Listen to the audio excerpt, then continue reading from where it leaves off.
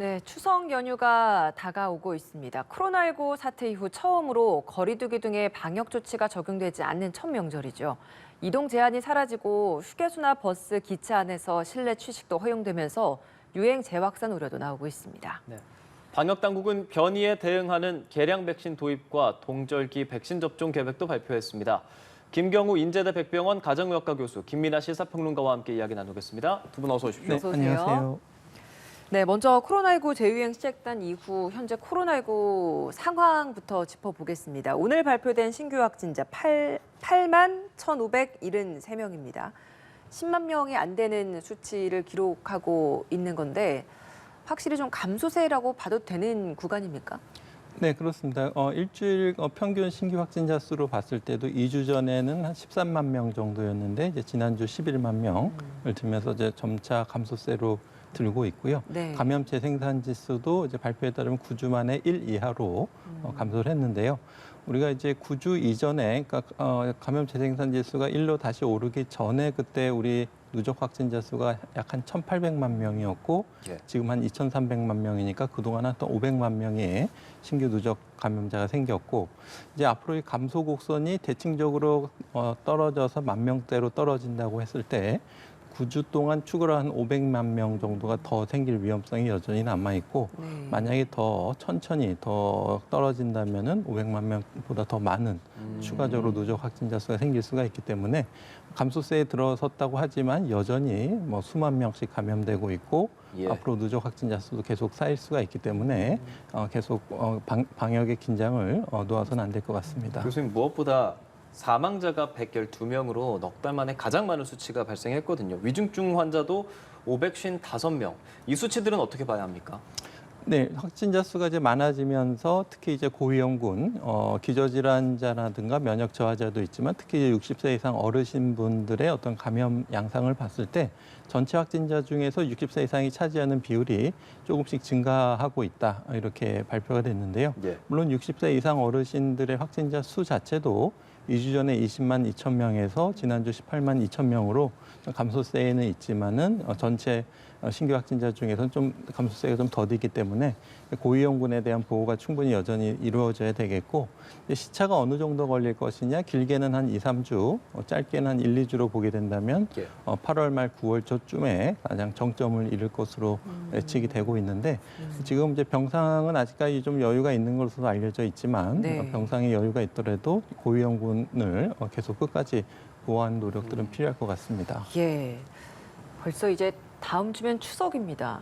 벌써 이제 선선해졌는데 추석이 다가오니까 금방 이제 가을 된 것 같은 생각이 드는데 이번 추석이 특히 의미 있는 게 거리두기가 해제된 후에 맞는 첫 명절이지 않겠습니까?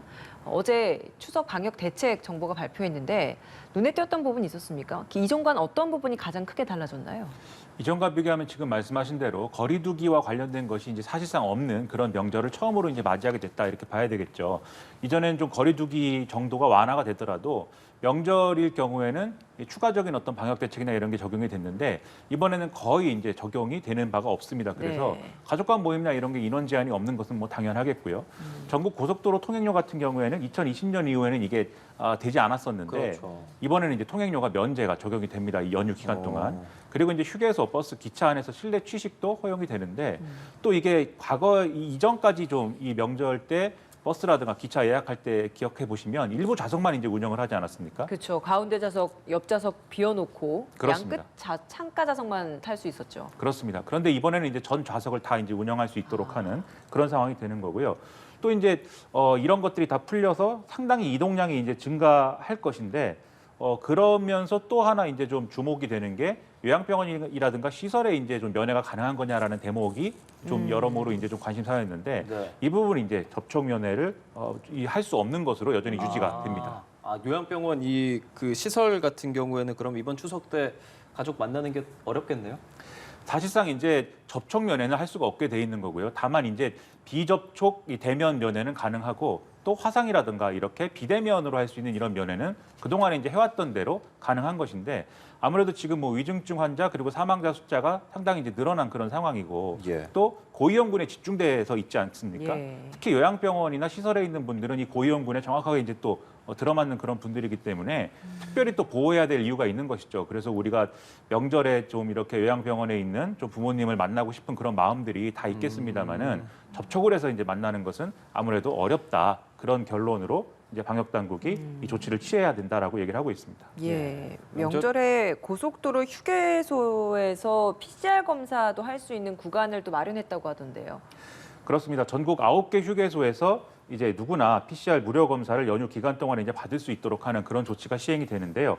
그동안에는 PCR 검사를 이제 받아야 되는 그런 사람들만 일부 이제 받는 그런 시스템이었죠. 그래서 만 60세 이상 의사소견이 있는 경우, 역학적 연관성이 있는 경우, 신속 항원 검사에서 양성인 경우에 대해서만 PCR 검사를 받아야 되는 그런 것이었고, 네. 그렇게 검사를 한 경우에만 무료가 적용이 됐는데, 이번에는 고속도로 휴게소에 있는 선별 검사소에서 PCR 검사를 연휴 기간에 받으면 그건 이제 무료가 적용이 되는 겁니다. 네. 그리고 이제 고속도로 휴게소에 지금 9개 휴게소에 이렇게 설치를 하는 것인데, 이 네. 외에도 사실 주요 역사나 이런 곳에 선별 검사소 자체는 이제 늘리는 것인데, 다만 이 고속도로 휴게소가 아닌 다른 선별 검사소의 경우에는 여전히 기존에 이제 PCR 검사가 적용되는 그런 방식을 그대로 따르기 때문에 이 점을 또 충분히 알아두셔야 될 것 같습니다. 예, 9개 휴게소에서 임시 선별 검사소 추가 설치돼서 추석 연휴 기간 동안 검사할 수 있습니다. 경기, 전남, 경남 이렇게 세 분야로 구분 지을 수 있고, 경기에서는 지금 화면에 보시는 것처럼 안성, 이천, 화성, 용인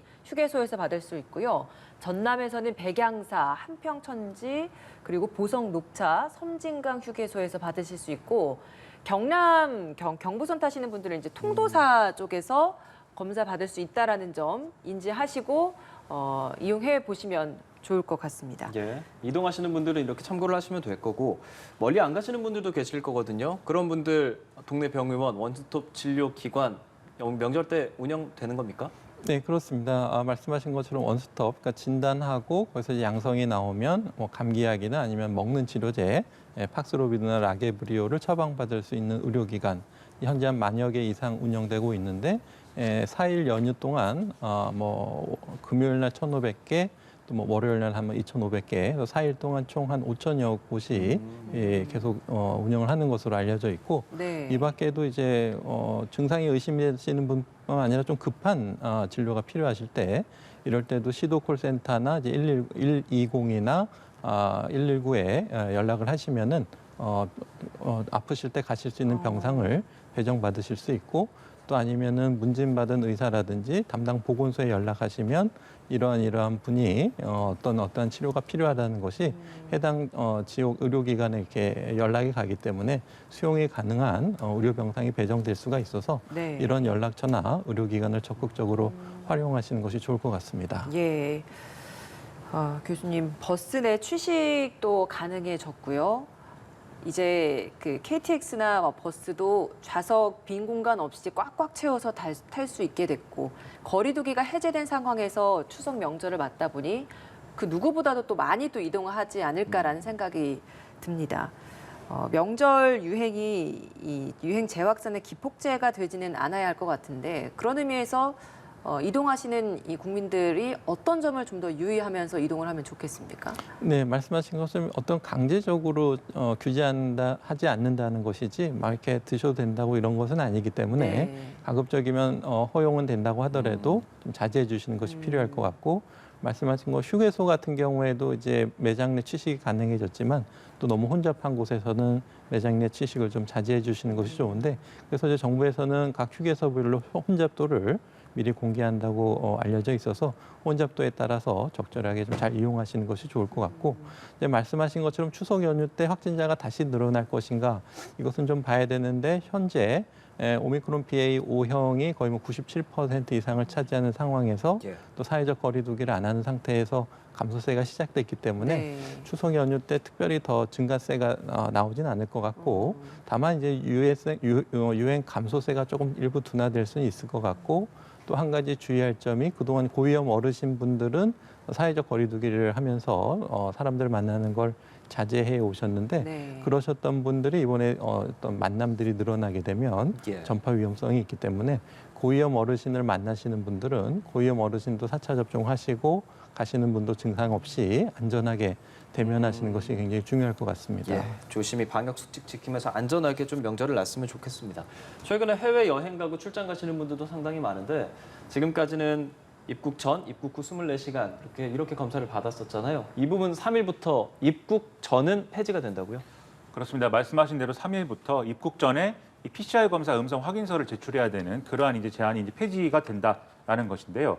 그동안 이게 여러 가지로 이제 평가가 있었습니다. 이게 입국 전에 아무래도 음성 확인서를 받아야 된다는 거는 타국에서 이제 PCR 검사를 받아야 되는 그렇죠. 그런 것인데 네. 이게 나라마다 조건이 다르고 또 뭐 같은 나라 안에 있다 하더라도 뭐 연방제 국가라든가 그리고 또 지방자치가 잘 돼 있는 국가들의 경우에는 공항마다 그러니까 지역마다 좀 이런 방식들이 다른 측면도 있어서 혼란스럽다라는 이런 얘기들이 좀 있었습니다. 네. 그리고 비용 문제에 있어서도 각각의 다른 어떤 부담들이 있었기 때문에 좀 불편하다라는 주장들이 있었고 또 OECD 국가 중에 일본하고 한국만 이걸 유지하고 있었는데 일본도 조만간 3차 접종자에 대해서는 이것을 이제 좀 폐지한다는 거거든요. 그렇기 때문에 우리도 이제 이 입국 전 코로나19 검사 의무화는 폐지하는 게 맞다. 이제 이런 얘기가 되겠고요. 네. 다만 이렇게 되면 좀 우려할 수 있는 게 해외 유입 변이라든가 이런 걸 관리하기 위해서는 PCR 검사가 필요한데 그렇죠. 이 부분 어떻게 할 것이냐에 대해서는 입국 후 24시간 이내에 PCR 검사를 받아야 되는 이 의무한 조치는 유지를 한다라는 것입니다. 그래서 이것도 여러모로 불편함은 있겠지만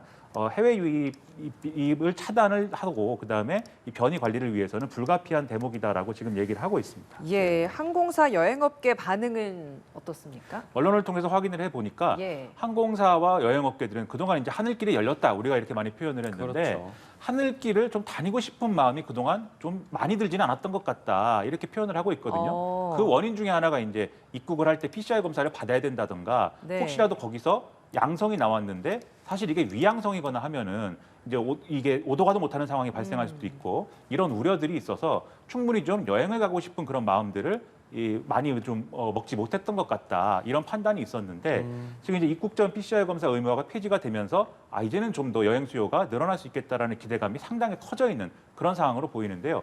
다만 이제 아직도 뭐 코로나19와 관련된 여러 가지 좀 우려들이 있는 것은 또 사실이고 또 경제 상황이 또 여러모로 영향을 미치고 있기 때문에 예. 이런 부분에 대한 우려는 남아 있지만 어쨌든 화색이 도는 그런 분위기인 것은 분명해 보입니다. 예, 입국 전 검사를 폐지하는 것, 환영과 우려의 시각이 공존하는 것 같습니다. 교수님께서는 확진자 해외 유입 숫자가 더 늘어난다거나 이런 데 영향은 없을 거라고 보시는지요? 근데 이게 변화되는 제도로 인해서 우리가 좀 준비해야 될 것이 있어야 될 것 같은데요. 네. 우리가 이제 해외에서 입국하는 확진자 통계는 있는데 입국 전에 이제 확진이 나와서 못 들어오시는 분들의 통계를 조금 더 확인해 봐야 될 것 같고요. 아무래도 말씀하신 것처럼 해외 여행자 수요가 증가하면서 또 상대적으로 감염률은 적다고 해도 해외에서 들어오시는 분들의 확진자 수 자체는 또 이제 증가할 수 있는 가능성에 대해서 좀 대비를 해봐야 될 것 같고요. 예. 또 이제 해외에서 오시는 분들은 또 나라마다 해당 국가에서 확진자분들에 대한 치료를 유료로 하느냐 무료로 하느냐의 또 차이가 나라마다 다르기 때문에 만약에 해외에서 들어오시는 분들도 만약에 국내에서 확진이 되었을 때 치료비 같은 것들을 충분히 감당할 수 있는 특히 이제 부과하는 나라에서 오시는 분들은 의무적으로 해외보험을 가입했는지를 확인해서 만약에 오셨는데 나는 치료할 돈이 없으니까 치료를 안 받겠다라든가 또 중증이 됐는데 이제 치료비가 많이 드는 그런 상황에 대한 대비를 많이 하는 것이 좀 필요할 것 같고요. 예. 또 이제 문제는 이제 확진되신 분들이 같이 비행기를 타거나 이동하는 과정에서 다른 분에게 또 전파될 위험성은 없는지 항공 이동이라든지 출입국 수속 과정에서 감염 전파 위험을 낮춘다든지 하는 여러 가지 노력들을 함께 좀 고려하는 것이 필요할 것 같습니다. 예. 백신 이야기 좀 짧게 해보겠습니다. 어제 방역 당국이 동절기 코로나19 접종 계획도 발표했는데 개량 백신을 맞는 거잖아요. 그러면 이게 언제부터 맞게 될지 대상은 누구일지 좀 짚어주실까요? 네, 지금 이 개량 백신이 지금 두 가지가 있는데요. 네. 하나는 이제 기존 우한주를 가지고 있는 초기 기존 백신에다가 BA.1을 겨냥해서 만든 이가 백신이 있고 또 BA4와 5를 겨냥해서 만든 이과 백신이 있는데 예. 지금 영국이나 호주에서는 BA1을 겨냥한 이과 백신을 긴급 사용 승인을 했는데 이제 오늘 미국에서 BA4와 5를 겨냥한 이과 백신을 긴급 사용 승인했습니다. 그러니까 미국은 FDA에서는 BA1을 건너뛰고 바로 BA4와 5를 승인한 것이 됐는데요. 만약에 이제 우리나라에 도입될 백신이 BA1이냐, 이제 BA4, 5를 들여올 것이냐도 예. 굉장히 또 좀 결정해야 될 부분이 있을 것 같고 우리가 얼만큼 확보할 수 있을 것인가, 이것들이 좀 논란이 될 것 같습니다. 그래서 어떤 개량 백신이 어느 만큼 들어올 것인가가 이제 한 가지 관건이 될 것 같고요. 아무래도 좀 수량이 부족하다고 하게 되면은 아무래도 고위험군부터 면역 저하자부터 추가 부스터 접종을 시작돼야 될 것 같고 확보되는 물량에 따라 점차 확대돼야 될 것 같은데 지금 아직 BA4나 5를 겨냥한 백신이 동물 실험에서 중화항체가 올라간다는 건 확인했지만 실제로 인체에서 어느 만큼 중화항체 상승 효과 또 중화항체 상승이 실제 임상에서 얼만큼 감염 예방이나 중증화 예방 효과가 있는지에 대해서는 아직 밝혀져 있지 않은 상태이기 때문에 네. 아직 불확실한 부분이 굉장히 많은 상태에서 만약에 안전성과 효과성이 입증되고 BA4나 5에 대해서 예방 효과도 좋다고 이렇게 알려지게 되면은 고위험뿐만 아니라 차츰 확대돼서 전체 연령층 성인부터 시작해서 또 소아까지 파이자사에서는 10월 달에 이제 소아를 대상으로 한 BA4, 5 개량 백신 승인을 신청하겠다고 알려져 있는데 이렇게 차츰 접종 대상이 확대될 것으로 이제 예상이 됩니다. 근데 교수님 오늘 아침에 보니까 FDA가 화이자랑 모더나 새 백신 긴급 승인했다는 기사가 나오던데 이게 우리나라에 들어오는 개량 백신, 이과 백신과 같은 겁니까? 지금 우리나라 도입 다른 백신입니다. 그래서 구체적인 도입 수량하고 물량이 아직 밝혀져 있지는 않는데요. 예. 만약에 우리가 BA4, 5를 확보할 수 있다면은 BA1보다는 BA4, 5를 겨냥한 백신을 먼저 확보하는 것이 좋은데 한 가지 문제는 아직 충분한 효과성과 안전성이 입증되고 있지는 않지만 미국 FDA에서 그럼에도 불구하고 긴급 사용 승인을 했다는 것은 충분한 전문적인 검토를 거친 거기 때문에 우리가 좀 이 추후 나오는 임상 데이터에 대한 추가 확보를 통해서 일단 확보한 백신을 실제 접종에 도입하는 계획까지 순차적으로 이어가는 전략이 필요할 것으로 생각이 듭니다. 저희가 지금까지 이과 백신은 차수로 지금까지는 뭐 4차, 3차 이렇게 했었는데 이과 백신부터는 동절기 추가 접종이라는 명칭으로 바꾸기로 했다고 해서요. 어떤 얘기입니까? 그러니까 지금까지 1차, 2차, 3차, 4차 이렇게 백신 접종 차수를 가지고 얘기를 한 것은 이게 하나의 어떤 질병에 대해서 몇 번까지 백신을 맞을 것이냐라는 사실은 이례적인 어떤 기준이지 않습니까? 예. 그런데 동절기 백신 접종이다라고 하면은 이 동절기라는 거는 매년 찾아오는 것이니까 결국 코로나19 백신도 매년 업데이트된 백신을 맞아야 되는 상황을 좀 전제하고 있는 것으로 좀 느껴지죠. 지금 예. 이과 백신 말씀을 하셨지만 지금 독감 백신의 경우에도 뭐 3가 백신, 4가 백신 이래서 이제 선택할 수 있도록 하는 그런 것들이 있지 않습니까? 마찬가지로 이 코로나19 백신에 대해서도 앞으로 여러 가지 변이에 대한 이런 백신들이 이제 있을 텐데 그러한 백신들이 아마 매년 좀 달라질 상황들이 있겠죠. 그래서 마치 독감 백신을 우리가 매년 이렇게 맞는 것처럼 그러한 시스템으로 넘어가기 위한 과도기적 단계에서 일단은 동절기 추가 접종 이 방침이 지금 나온 것이다. 이렇게 이해를 하시면 되겠습니다. 예, 알겠습니다. 오늘 두 분 말씀 여기까지 듣겠습니다. 김경우 인제대 백병원 가정의학과 교수, 김민아 시사평론가였습니다. 고맙습니다. 네, 고맙습니다. 감사합니다.